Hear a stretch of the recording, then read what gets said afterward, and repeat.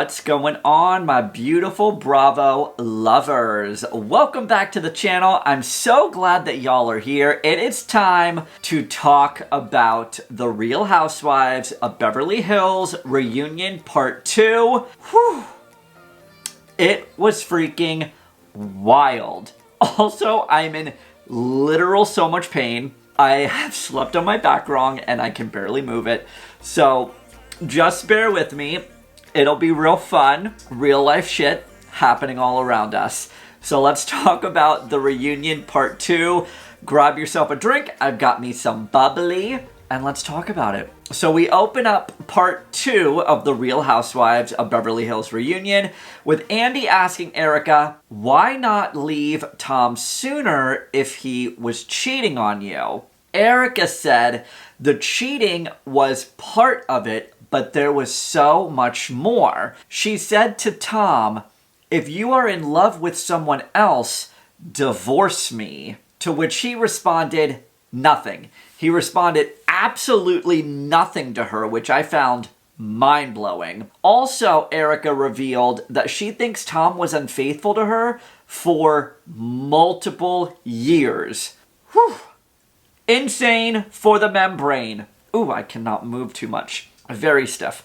So now let's turn on the oven and heat shit up. So let's break down some Erika Girardi mess, or the not so pretty mess of Erika Jayne.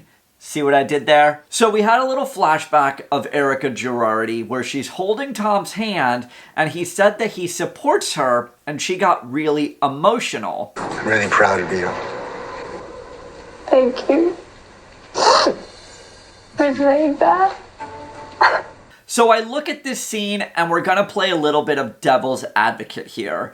So maybe she was in such an awful marriage. Maybe Tom really was dismissive, mean, and cold to her. Maybe this scene made her so emotional because this is what she hoped Tom would be towards her, and he just wasn't. And that's kind of my take on it. I think that she got so emotional because she was in such a broken marriage, and this is what she so longed for, and the fact that he gave it to her just made her emotional. That's my feelings about it, and we'll leave it at that. So watching that scene back, it made me feel a little bit differently towards Erika. Like, it has to be tremendously hard to live through what she's lived through, and then to sit on the couch and then have to relive the past year of her life, all while being dragged through the mud. I will tell y'all one thing. If that was happening to me, I would have caved, I would have crumbled, I would have ran to the hills. So I get it. It's hard to live through that on national television and then relive it during the reunion. I get it. And it's not me saying, oh, well, you know, now you believe her after all that she's done. No, it's me looking at it as someone else that's a human being, and me as a human being, and going, okay, I get it. I can see why this is hard. I can see why she is angry. I get it. Okay? I get it. So there's a lot of questions surrounding her marriage, such as, why paint a rosy picture to all the ladies and then turn around and say you're getting a divorce? That he's abusive, he's cheating on you, and the list goes on. Erika said that she highlighted the best of him on the show. So then the question of all questions was dropped. Why didn't you leave Tom sooner? And Erika responds, where was I going? And Andy responds with, I know how much money you make on this show. Who am I gonna go call? I know what you make on this show. It ain't bad. She then responds and says that when she left the house, she was given 2 credit cards and she was not in control of her own finances. When she leaves, the money is gone. She also then said that she gave every paycheck to Tom. I gave every paycheck to my husband. Oh, wow. So Why? crazy. Forever Why? since you've been making... Every single paycheck that she has ever received pre-post current show has went to Tom, and the firm handled her finances. Y'all, I have questions. She said that she stayed in the marriage because she had no access to her finances. So in a sense, she had no money. So in a sense, it's like, where was she going? If she couldn't get the money, where was she gonna go? She had no way to make a living for herself. She had no way to fund herself. Andy asked if she felt as if she was held hostage. Now, I think that's a little dramatic. Like, I wouldn't compare her life and her situation to a hostage situation. Like, she's lived a very nice life for 20 years. I'm just saying, regardless of whether or not the marriage was abusive or whatever, like, financially, she lived a very nice life. So I really don't think it's fair to compare her marriage to, like, a hostage situation. That's just my opinion. She said that when she went into the marriage when she was 27, Tom was 60-something, and the power balance was completely in favor of him. I get it. She had nothing. She was a cocktail waitress from New Jersey. She had no money. She married Tom and had to live by his rules because the power struggle, the power difference. So because she can't access any of this money, Andy asked, well, aren't you entitled to half of that money? There's no money. So, like, what are you entitled to? I'm just saying. And she said, well, yeah, but there is no money. And apparently everyone is thinking I'm also responsible to half of the debt and everyone is suing me for it. Erika is answering a lot of these questions, which I really do commend her for it. And she's, dare I say, making me warm up a little bit. I said it. Don't attack me. Erika then said that she did not know about any of these liabilities that are being alleged. Andy keeps pushing her, aren't you entitled to half of the money that you can't access? Bro, there's no money. There's nothing. Why you keep grilling her on this? Like, the money is gone. It's bye-bye. Like, I don't know what is so hard to comprehend. Like, Andy keeps asking her, well, you know, you're entitled to half of the money. Not if there's no money. I digress. Andy then asked, did you know that the ship was sinking and that's why you decided to end your marriage at that specific time? Y'all, Andy is not holding back. He is answering all the questions that we want, that we need, that we deserve to know the answers to. And then Erika said that she left because he was sinking. He, as in Tom, not the ship. She says there was no having a conversation with this man. She was so completely shut out. He was angry, personality changes. So there was a lot of other layers going on to why she left. So Tom now is in a mental care facility.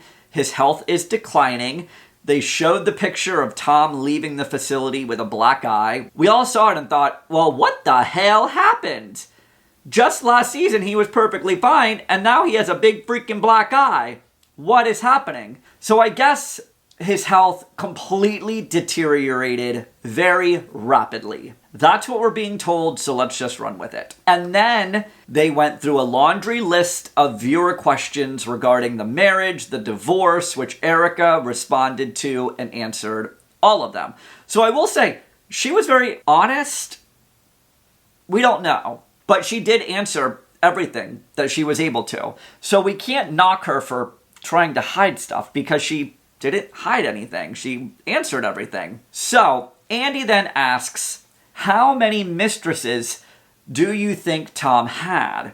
And Erika says, I know of 3. She says she confronted 2 of them and the one she found out on the day that she filed for divorce. Here's a crazy story, guys, and I can't wait to share it with you. She says she went through Tom's phone, which is a flip phone. I have questions. Why is Tom one of the most powerful attorneys in California, in the country? Why is that bitch carrying around a flip phone from the 90s? I have questions about that. Is it so his tracks aren't discovered? I have a hard time believing, like, why the hell you got a flip phone, girl? So she went through this flip phone and found a picture of this woman's tits. And she responded, "Nice tits, stupid bitch." But because it was a flip phone, and y'all know, all of you Gen Zers, you're not gonna get it. Millennials and back. Like, you had to type and you had to, like, do the space. And because she couldn't figure out how to add a space, it was like a run-on sentence. So if you need a visual, here it is. Nice tits, stupid bitch. And if you would like a nice tit, stupid bitch run-on sentence merch, check out the link in my description and you can buy your very own nice tits, stupid bitch merch. We've got some t-shirts, we've got some hoodies, we've got some coffee mugs. Go and support my channel and buy yourself some, it literally hurts to laugh. Buy yourself some nice tit, stupid bitch merch, because it's the gift that keeps on giving and Christmas is right around the corner. Y'all are freaking welcome. So I'm continuing. Andy then confronts Kyle about hearing these rumors of Erika's marriage and everything going on with Erika and Tom, and the way she answered it was so freaking chicken shit. She was like, well, no, well, maybe, well, there were rumblings. Girl, own it, baby! Say what you mean what you say. Like, are you that scared of Erika that you don't want to say anything that's gonna disrupt her? I mean, I wouldn't want to make Erika mad. She's very scary. But it's like, are you friends? Like, can y'all not be honest with each other? I just don't know. Like, why was she so wishy-washy with the way that she answered the question? She was very different and had a different tone behind closed doors in the confessional. She had a lot to say about Erika and the marriage and the lawsuits, but now sitting here at the reunion, she's too chicken shit to say what she really means. I cannot. Not gonna get rid of her though, because she makes Bravo too much money. Watch my last review to know about that. Anyway, I'm hype. I need to calm down. So now let's talk, guys, let's talk about this lingerie that was auctioned off at the law firm. So I've got some questions about this lingerie that was in Tom's desk drawer. Who keeps 1980s style thongs in a desk drawer? Like, what on God's green earth? And also, why does this need to be auctioned off? Can we just not donate it? Like, who is buying that? Seriously. Comment below if you would buy. Were they used? I mean, look at Roni. Sonia Morgan keeps the tags on all of her shit and wears it. Like, were they used? Were they not used? Like, why are we auctioning that off? It was so cringy to see that. Like, I saw it when it came out. When that news dropped, I saw the picture of the thongs and the laciness. Like, it's straight from the 80s. What was that? Like Portia said, you are a slut from the 90s. Exactly. It literally hurts to move. Okay. So Erika says that that was the first time that she saw it, and she said they were definitely not hers. I mean, if they were Erika's, I'd have questions. Like, girl, that's questionable. Okay. Andy then asks a viewer question. If Erika didn't have access to her finances, how was she able to rent a home, lease a car, and be on her own? Valid questions, we're all thinking it. And the answer is, Erika was unable to answer that questions, and she just says it was well within her legal bounds. I don't know what that means. Like, if you had no money, who was giving you money? How did you get money? She also says that she didn't do anything illegal for the money. I don't understand. Did she get the paycheck for the show, and it finally didn't need to go to Tom, and she got to keep it? I have questions. Andy then brings up the photo of Erika, we all saw it, guys, boarding the private plane, and asked a viewer question on whether or not Erika is completely clueless or insensitive. I thought the same damn thing. I'm like, girl, you are in all this legal issues, and here you are boarding a private plane? Girl, where you going? Erika says, neither. I was invited on a trip, and that's where I went. It was not at her expense. It's still just not a good look. Like, stay at home, shut the hell up, lay low, ride out the storm, come back when it's all over, bigger, badder than ever. That's just, if I were a lawyer, that's the advice I would be giving her. I'm so uncomfortable with this back, but I'm delivering a review to you guys because you deserve it. So we then talk about the astrology party from last season when Tom was sharing all of those stories with the ladies, being coherent. He was on point, making everyone laugh. But now he's in such decline. And a lot of us are like, well, it doesn't make sense. Last season, he was like sharing all these stories on his A game. And now here he is completely so unwell and so unfit. It all made sense, and it kind of made me realize, like, okay, I get it. I don't know, because I haven't had this personally affect me, but based on what the conversation was with Kyle's friend's mother, and then Lisa Rinna's mom, Louise, people with dementia, they tell the same stories over and over and over again on a loop. And they're older stories because that's all they remember. They don't know the current stories. Erika even said, like, yeah, he was sharing all these stories with you ladies, but he couldn't look at any one of you and tell you what your name was. He just has these stories that are just on a loop, and that's what he says.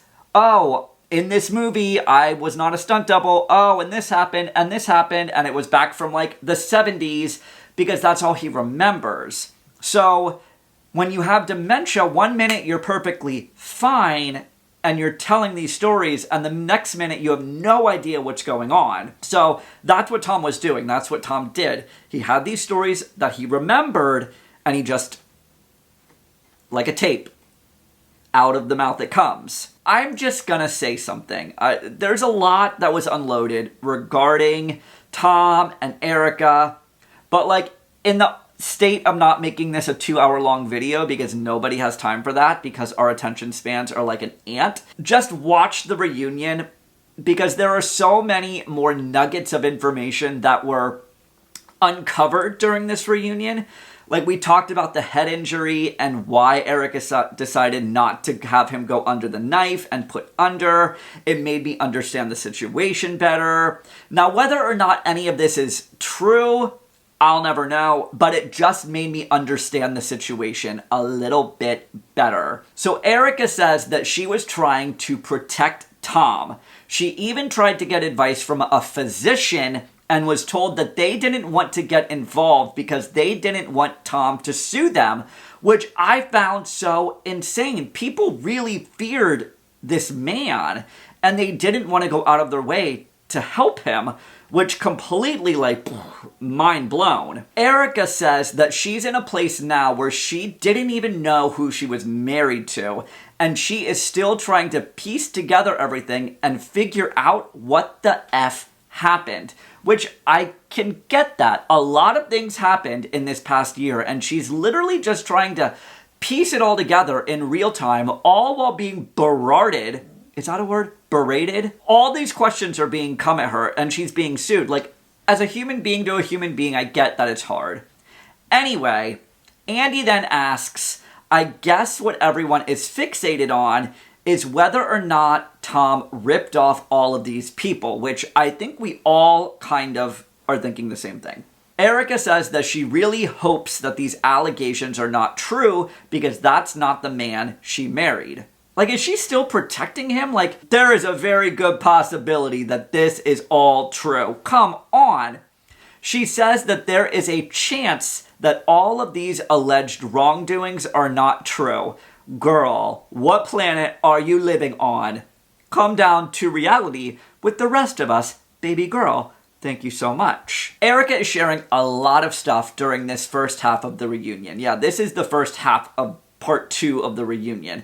And it honestly kind of makes my anger melt away just a little bit. I am still pissed off, but I understand a little bit more where she's coming from. She said she can't let Tom's wrongdoings and his business practices take her down. She said Tom is over. He is in a memory care facility. His career is over. He is done. But she can't let the same thing happen to her. She needs to fight her way out of this, and that's why she's feisty. I get it. I understand. I really do. She's trying to protect herself So when all of this is said and done, she has somewhere to go and is not in complete ruins. And I honestly think she's in fight or flight mode. And right now, she's either fighting or she's flighting. There's no other way to say it. It made me understand a little bit better. And there, I said it. So now we're gonna pivot away from Erika, for now. Whole other can of shit we'll get to later. And we're gonna talk about Dorit's talking too much and hijacking the conversations. I don't have the mental capacity to deal with this again. Like, is this her only storyline? The fact that she talks too much? Like, I don't have time for this. Moving on next. Am I boring you? So then we also break down the conversation that happened over dinner where Garcelle asks Dorit if the only brown people Dorit knows are the ones that work in her home for her family. And when Kathy said Michael Jackson once told her that he doesn't see color, Garcelle told Kathy that if she can't see color, then she can't see her. So this whole conversation, it was moving. It was productive. It was a needed conversation that had to be had. And I really did enjoy seeing it. And I don't care if there's people watching saying, oh, don't make Housewives about race. We need to remember that this is the current climate of America right now. And not talking about it on this platform is like taking a blind eye. It's like turning a blind eye. So the fact that they had this uncomfortable conversation and everybody was willing to listen and digest it and talk about it was nice to see. Unlike in Roni, when Ramona and everyone is freaking out and yelling and making everything about themselves, cringe to the double XYZ, thank you very much. This was nice to see. So now we're going to switch gears, and Andy then asks Dorit about her nose and whether or not she had a nose job. Girl, bye. She said that she has never had a nose job and it's completely a fake story. Contouring does not do that, baby girl. No. Moving on. We then move over and talk about Lisa Rinna and her daughter's relationship with Scott Disick. Not gonna give that any attention. Who cares?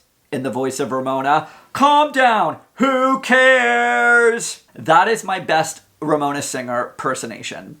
I'm not good at personating people. So now we're gonna end the Real Housewives of Beverly Hills reunion part 2 with probably one of the saddest things I have ever watched on a reunion. We talk about the relationship with Kathy and Kyle. So we had a flashback of the "you stole my goddamn house." After everything that I have done for you, everything I've done for you, I'm always there for you. Everything you've done for me? Yeah. You stole my goddamn house! You better take that back right now. You better Stop it! Stop right now. Stop it! You are a liar Stop. and second, an alcoholic. Which, mind you, just gonna say it, goes down as one of the best fights and quotes in housewife history. Oh, how you doing? But seriously, guys, it was so freaking sad to see Kathy Hilton break down in tears when they start talking about Kathy and Kyle's mom. Like, I actually teared up during this whole scene, and I cried during it. Like, it was very sad. And I felt for Kathy. I really did. Kathy and Kyle, they did have their share of ups and downs, and they went a long time without even speaking to each other. And when the show American Woman came out, it was a real point of contention because Kathy felt like it would paint their mom in a very negative way. Now, guys, I really don't like to see Kathy Hilton cry. It's really sad. It's like seeing like your mom cry, or like your best friend cry, or like your puppy cry. Like, it's so freaking sad. I am so glad that Kathy Hilton joined the show. I'm glad that her and Kyle are close again.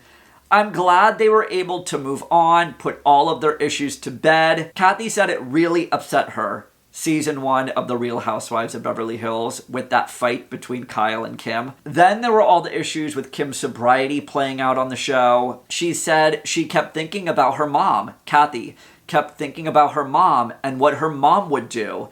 And as Kathy being the older sister, she had a responsibility to try to keep the family together.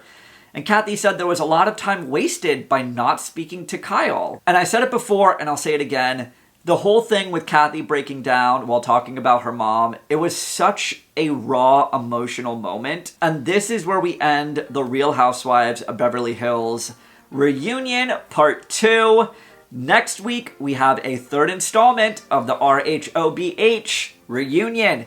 Next week, it heats up so much more with Erika Girardi. The question is asked, did Erika know? We gotta wait until next week to find out, though. Get subscribed to my channel, guys. Get subscribed. Buy some merch. Nice tits, stupid bitch. Link in the description below. Get subscribed, comment, like, share, do all the things, and I'll catch you guys right here. Same time, same place. Well, maybe not the same time, but same place. And we'll talk about Real Housewives of Beverly Hills. Mwah! Love you guys. I'm out. I'm not gonna move because my back hurts so goddamn bad. Bye.